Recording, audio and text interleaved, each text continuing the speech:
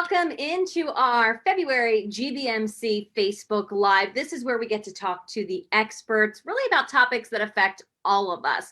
So today we are talking to Dr. Fong Liu, assistant professor at Johns Hopkins and in the Department of GYN Oncology at GBMC. And today we're talking about cervical cancer, HPV vaccinations, and really everything in between. We're so lucky that we get to talk to these doctors each month because this is your chance to ask any of your questions. We want this to be interactive. So we're hoping that people will jump on Facebook Live, send this link to your friends if you know this might be a topic they're interested in. And this is the time where you can ask your questions. I'll ask Dr. Liu for you, and we'll get those questions answered. So we're going to get some people on our Facebook page now joining in. Hello to everyone, and hello to Dr. Fong Liu. Thank you so much for being with us. Thanks for having me. So this is a really important topic. It's a topic that, cervical cancer, of course, affecting women, but HPV is something that affects men and women. So talk about just cervical cancer first. How many people is it affecting right now? It's really common, isn't it?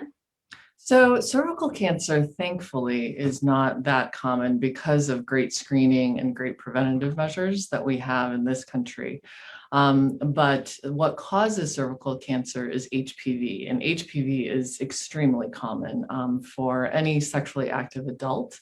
It's really a ubiquitous thing, and the important thing that I like to counsel patients about and make sure that the public understands is that they go in for their routine screening, pap smears, and HPV testing. Okay, so cervical cancer, not so much as common as you said, but HPV, yes, very, very common. I have heard some statistics thrown out with HPV, and it seems like, almost, would you say most of the general population? Oh, absolutely. Absolutely. And the thing about HPV that I think sometimes is difficult to understand is that, there are over 200 different subtypes of HPV, and the vaccines that we have protect us against 9 of the most common strains of HPV that go on to cause the majority of things like genital warts and also cause most of the cases of cervical cancer. And so, yes, it is very common, but it can lead to some very, very serious consequences if you're not seeing your doctor regularly. Gotcha. With the HPV vaccine, are you starting to see that more people are coming around to it at even a younger age? Has that been sort of controversial, how early we want to get people vaccinated? Yeah, the recommendation from the CDC is that both boys and girls, starting at the age of 9, can get vaccinated. It's recommended that boys and girls at 11 and 12 get vaccinated as kind of the ideal age.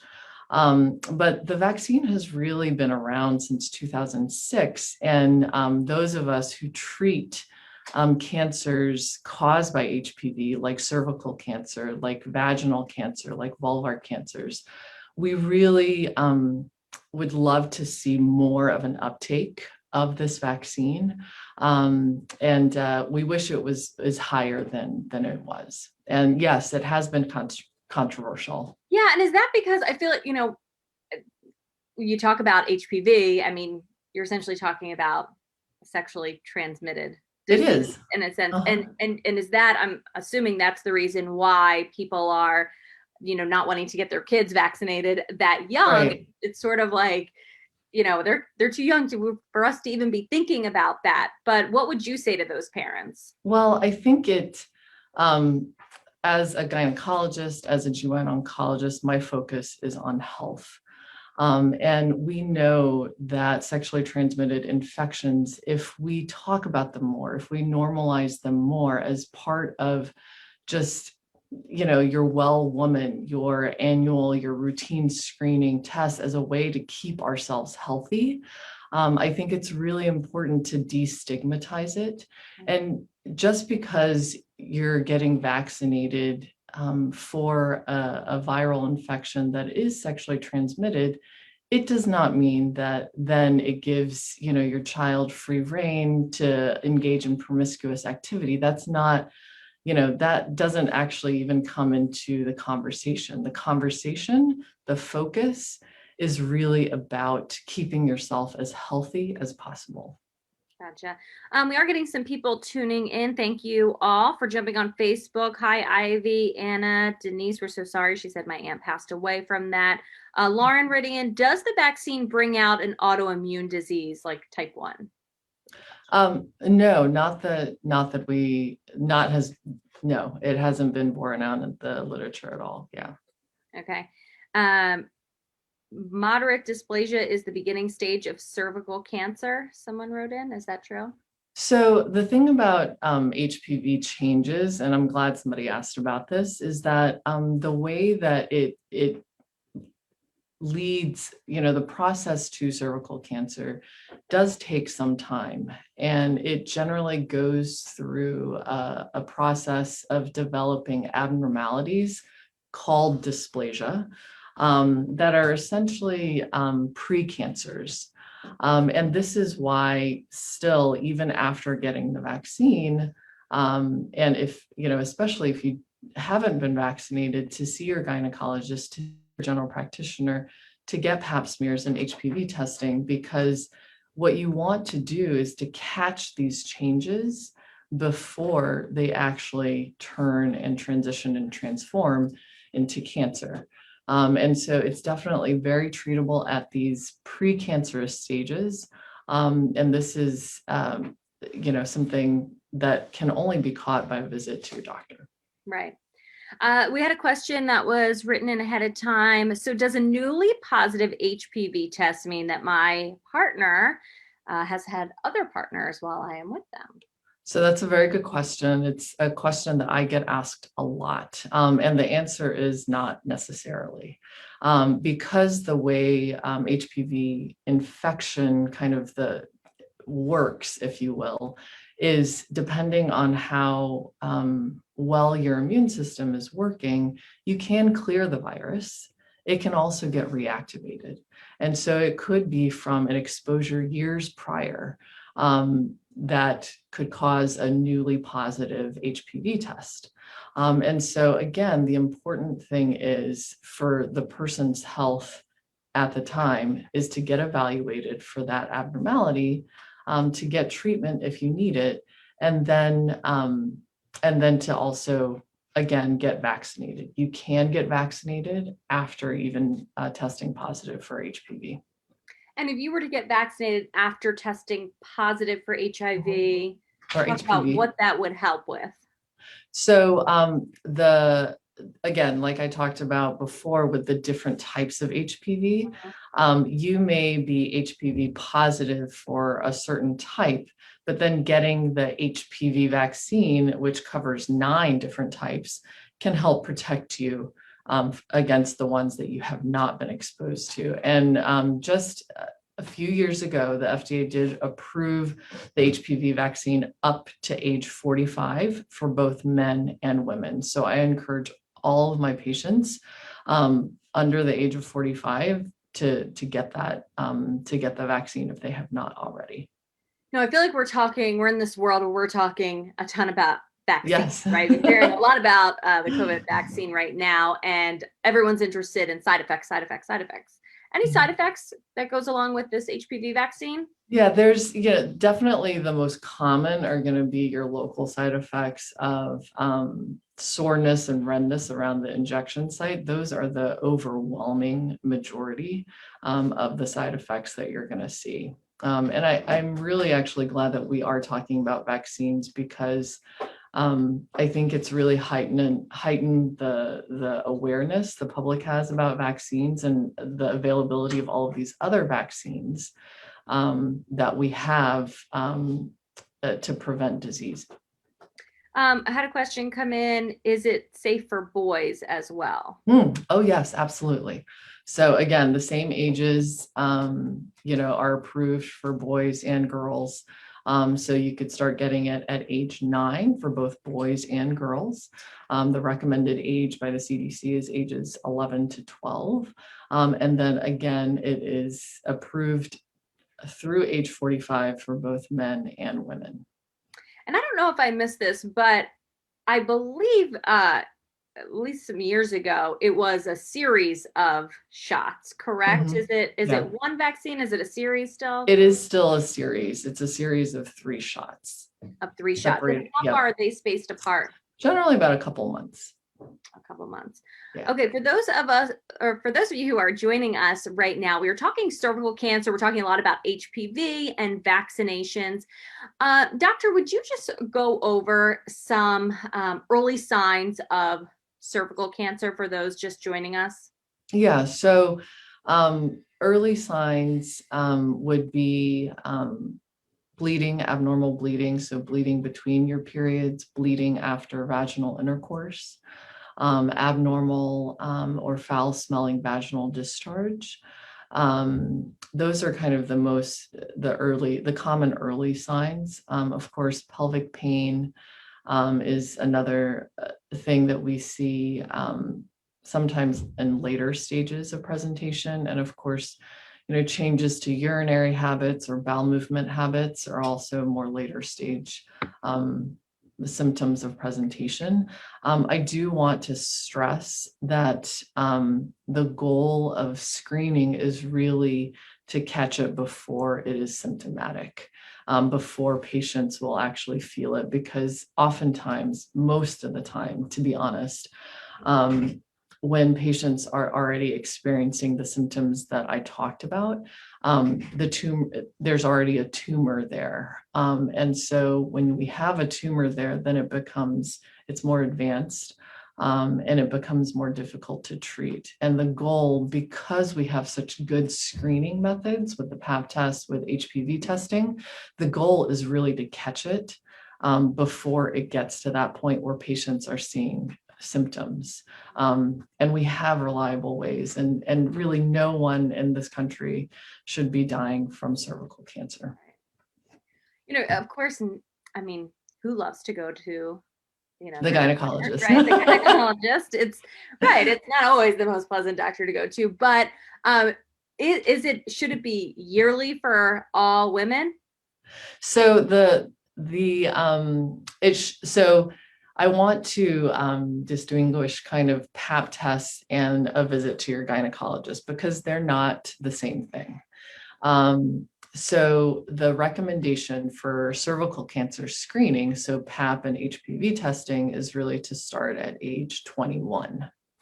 But I do encourage all women, and mothers to daughters, if they are, getting to an age where, patients are talking about birth control or contemplating sexual activity, to really make that appointment very early on, so that young women can get the education that they need about their own bodies, because that is one of the most pure ways of empowerment that we could give to young women, is really to know what the anatomy is, to know what the normal,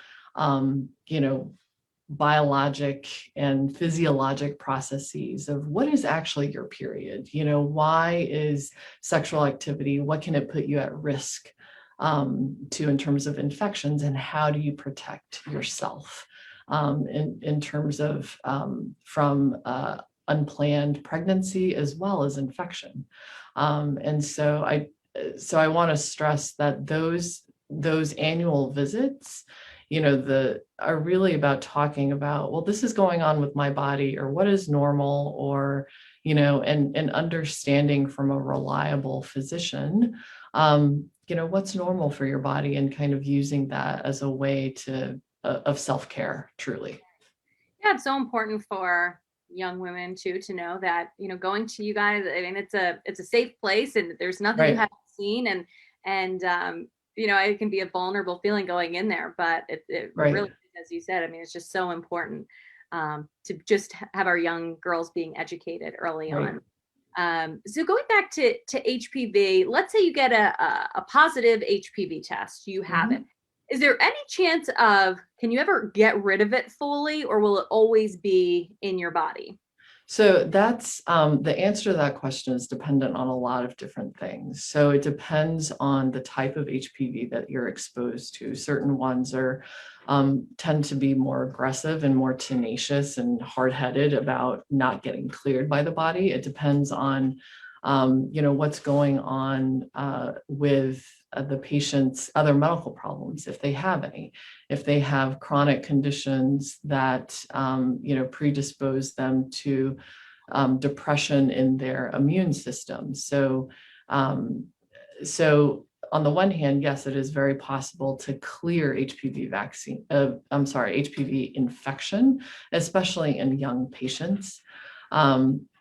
But then if there's, chronic steroid use for, some sort of, medical condition, if there's, medications that need to be taken for immune modulators for patients who have like Crohn's disease or, rheumatoid arthritis, things like that, or patients with HIV infection who have organ transplant. Those are the types of patients that have a different kind of screening schedule because they are less likely to clear infection. Okay. Yeah. So again, I go back to, I know I sound like a broken record. I go back to, see your gynecologist every year, and they'll get an update on your medical problems and then assess risk there, because every patient is different and we have to see them as individuals. Yeah, no, certainly it's hard to see into the crystal ball into the future, but right. I mean, professors and doctors, the vaccine is overall still newer. Sure. Do you think that in the future there's a way to sort of eradicate HPV with this vaccine years and years down the road? I mean, I think if we were to look at, the historical evidence with polio, for example, yes. I think the difference is that there are so many different types of HPV. Right. And so I do wonder that if we, get rid of the ones that are in the vaccine, will the other ones that are currently less common become more common? But at the same time, I think about the passage of time, the medical technology, will we then just add different subtypes to the vaccines that we administer? Right. And so I think there's definitely hope to greatly reduce the incidence of cervical cancer, in this country, around the world. But health, like everything else, is something we have to continue to be vigilant about. Right. And I know certainly we're focusing on cervical cancer in this Facebook Live, but there are long-term and really negative effects on males too who get HPV years down the road. I mean, cancer. Yeah, so it's actually very interesting. A few years ago, I was at at my dental screening. And we're seeing a lot more HPV related cancers, not just of the cervix, but also of the oral pharyngeal, or of the tongue and the mouth and things like that. And so my dentist was pushing HPV vaccine from that perspective. And it's also plays a role in, anal cancers. Again, like I mentioned, for other gynecologic sites, vaginal cancers and vulvar cancers as well. And so, the cervix, yes, only women have cervixes, but these other sites definitely impact, our male counterparts as well. Right. So it's interesting that HPV can really lead to cancer for males, females. And as we talked about, you sort of compared it in the polio vaccine, but it's like there's these vaccines that we just automatically, we don't really think a lot of. We're getting our kids early on when they're little, and we don't put too much thought into them. At least I, and I'm like, sure, vaccinate them for all the stuff that you typically do. And this one is a little later, and you have the option. You can, you don't have to, and so it's interesting. Right. Now, I think it has introduced a lot of conversation around it, because it is, like we talked about earlier, it's, controversial because it's a sexually transmitted infection. But I think, again, hopefully we will, we will evolve the conversation of health to really include some of these things that are a little bit more uncomfortable to talk about. But it doesn't make them any less important. And I would argue that it actually makes it more important to talk about because people are a little bit more uncomfortable. And so to go over that hump, like you just have to move forward, and it's a medical issue. Right. Right. Exactly. Doctor, for cervical cancer, which age do you see it the most in? Yeah, so it generally affects younger women in their 40s. Is the most common decade that we see it, 40s to 50s. And so when we're treating these patients, oftentimes they have young children. And that's why it is impressed upon us even more that the cancer diagnosis doesn't just affect the patient. It affects their young family tremendously. And so again, this is the population where we see it the most. And what type of treatments are out there and available? Yeah, so if we catch it early on where the tumor size is still, on the smaller side, then surgery is the mainstay of treatment.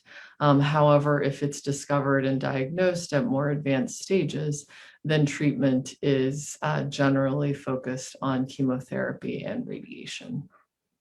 There are treatments. Well, there's been a lot to talk about, and I know that GBMC is great with any questions that have come in later and asking you those questions and getting a response, but it's been great information. Is there anything that we didn't talk about, or maybe something you just want to emphasize to people out there who are listening to this conversation, whether it be about cervical cancer or HPV or the vaccine? I think really we've talked about a lot of things, but I just want to just reiterate, seeing your physician for young women, educating yourselves about your bodies is really one of, I think, the pillars of self-care. Getting your vaccine, vaccinate, especially in this era that we're in right now. I can't stress that enough. And I just want to thank you for having me. Yeah, thank you so much, Doctor. We appreciate it. It's a great conversation. And as you said, it's a conversation that needs to be had more in family. So thank you so much. And thank you all for joining us on this February Facebook Live, talking about cervical cancer, HPV, and the vaccine. If you know anyone who's interested in this topic, be sure to share this video with them. And we will see you back here next month for our Facebook Live with GBMC. Doctor, thank you again. Take care. Thank you. Have a good one. Bye-bye.